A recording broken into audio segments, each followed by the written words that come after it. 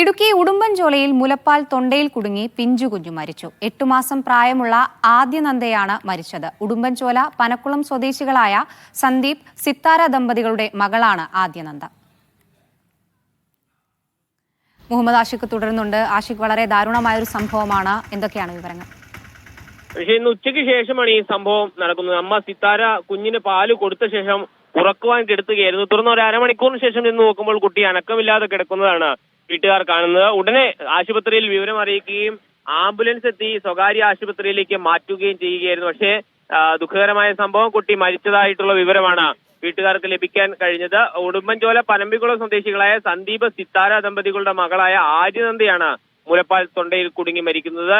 8 മാസം മാത്രം പ്രായമുള്ള കുഞ്ഞാണ് ആര്യനന്ദ. ഈ കുട്ടിക്ക് ഇത് മുൻപ് ഇത്തരം അസുഖങ്ങൾ, മുലപ്പാൽ തൊണ്ടയിൽ കുടുങ്ങുന്ന അസുഖങ്ങൾ ഉണ്ടായിരുന്നു എന്നാണ് ബന്ധുക്കൾ പറയുന്നത്. ഏതായാലും ഇന്ന് ഉച്ചയോടുകൂടിയാണ് മുലപ്പാൽ തൊണ്ടയിൽ കുടുങ്ങി ആര്യനന്ദ മരണപ്പെടുന്നത്. അനീഷ.